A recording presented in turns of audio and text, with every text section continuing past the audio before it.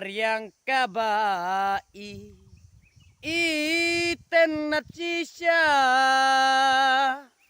Maryang balabulasat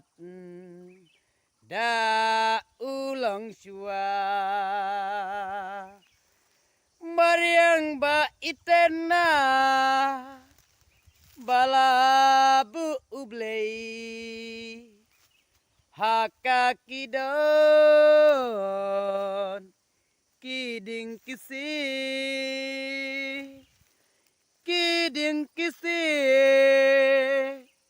lengai kitia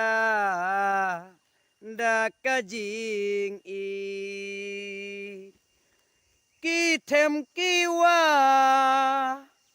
ki plang ki kembat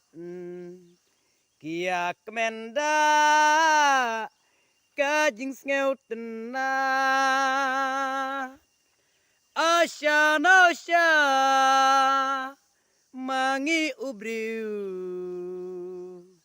ban im haper thei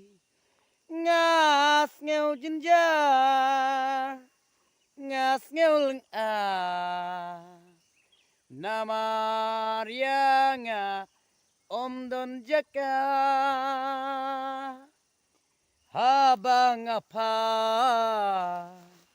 syaki lumki wa katno kamen sim jonga kakmen kumba blei ulabu ngi im haper thei ngi hap im kum ne man lakas ngi kiding kisi lengai kajing ich kil batemon kibe